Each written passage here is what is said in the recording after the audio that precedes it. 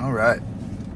I wasn't supposed to make a video today, but decided to go and hit some abs. So we're gonna go do that. It is Sunday. Usually I rest on Sundays, but I'm kind of feeling an ab workout. My buddy wanted to, and I was like, yeah, might as well. And go and hit some cardio too.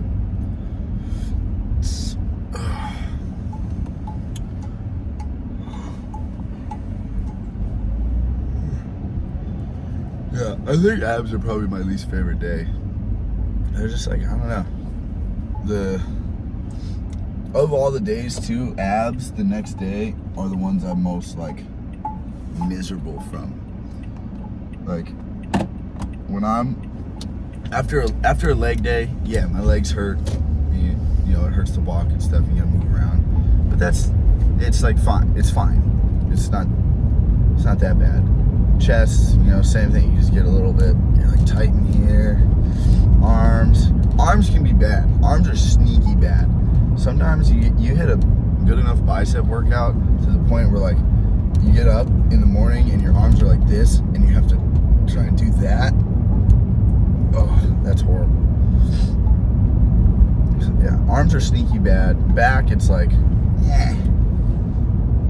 You know, your lats hurt from like, you kind of lift your arm up, you're like, oh, that's tight. That's about it. But abs, dude, you hit a good ab workout the next day, you can't even flex. You just feel fat almost because everything's just all sore and torn up. It hurts to laugh and like talk. Abs are the worst. I think in terms of next day soreness, let's say they're all peak soreness, all 10 out of 10 soreness. I think I would go abs at number 1, biceps number 2, or calves at number 3, and quads. No, I would go hamstrings then quads. So that's like top 5 most painful peak soreness. Number 1 being abs. Yeah, abs is horrible.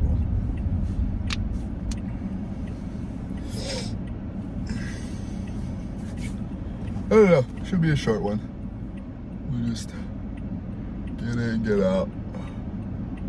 The other thing about abs is you can't hit a pose down because you're so pumped you can't even flex. You know what I mean? You just look fat. But you gotta hit them sometimes. But the thought process of, you know, hitting abs to look like you have abs, that doesn't make any sense, right? Because you're building the muscle, right? If you're building the muscle for your abs are gonna get bigger. It's not gonna make you thinner. And you can't also, just because you're hitting abs doesn't mean you're burning your belly fat specifically. You can't choose where you're burning your fat. That's not how it works. So like train abs to, you know, get strong. You get a strong core, that's a good thing. But, you know, training abs isn't gonna give you some crazy aesthetic. You know, the best way to train your abs is to eat healthy. That's the best way. Eat healthy and do your cardio. Burn overall fat. None of this like people wrapping their stomach with that like sweat thing. That's not how that works. Nope. Sorry. Can't target a specific area of fat and hope it goes away. That's just not. It's not how that works. Anyways, I think we'll just start listening to some music. Maybe not music. I'll listen to a podcast. We're just going to do abs. You don't gotta get all crazy with it. So that's about it. We'll just cut to some. I don't know what we're gonna do. Probably some of the machine crunches or deficit sit-ups, something like that. All right, that's done. I ended up doing cardio for like an hour and a half. They were playing Man of Steel in there. It's I will say this, it's a bang. It's a really good movie, but it's not Superman, so that kind of makes it not a very good movie. Like, it's just kind of like, I don't know, to me it's just an Elseworld project. It's an alternate version of Superman. It's not Superman. You basically just gave Batman Superman's powers. That's all it was. I don't think he understood the character of Superman very well. So, but yeah, it was a good movie, and I don't remember it being that good, and I was just kind of locked in on that, and so I did an hour and a half cardio. Abs was fine. I didn't video anything. Figured I'd just make this video like, under 10 minutes long. Yeah, abs, we did some decline sit-ups, Russian twists, and then some of that, like, the ab machine. I don't know what it's called, but yeah, easy stuff, nothing crazy. We got into a heated debate. Not heated, but, I'm of the mind that abs should be trained the same way you treat every other muscle in your body except for your heart. Because you can't take your heart to failure. Jokes about that, but you can't. But yeah, I don't know, I feel like you should train abs the same way you train a bicep. Take it to failure, progressive overload, and I don't know. I mean, for the most part, you don't even really need to train abs that much. Abs are made in the kitchen. And I hate when people say that, but it's true. You're not going to get abs by training abs. You have to eat. So that's where you store your fat. If you want to see your abs, you got to have less fat. That's just how it is.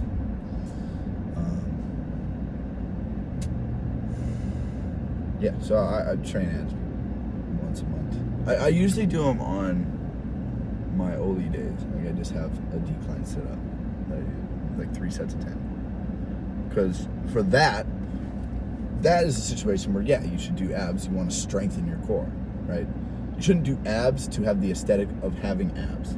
Doing abs isn't going to make you look like you have abs. It's just going to make your core stronger. That's what it is. You're not going to get shredded by doing abs all the time. Not how it works. I wish it was. I wish it was like every other movement. I mean, but that's honestly all muscles in general. You're not going to look shredded by just training that muscle, right?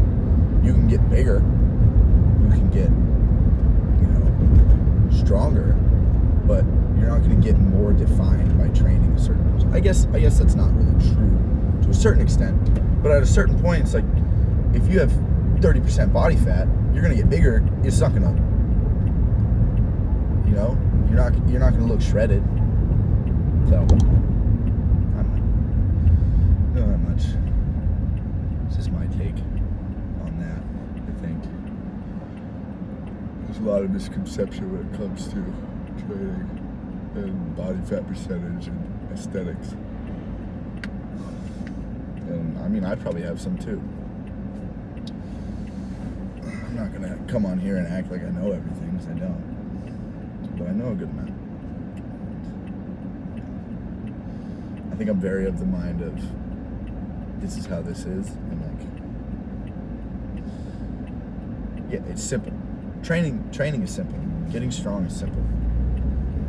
Bodybuilding, that's, of the things you can do in the gym, bodybuilding is the simplest thing on earth, right?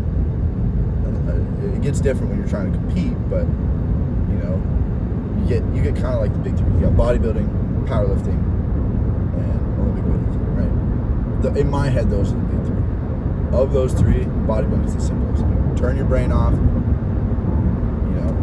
go within 0 to 2 reps from failure and just go in there and work hard. You know? Anyways, that's all I got. We got 2 videos tomorrow. We got push day and then some snatch day, snatch and back squats. So that's it. That's all. All right.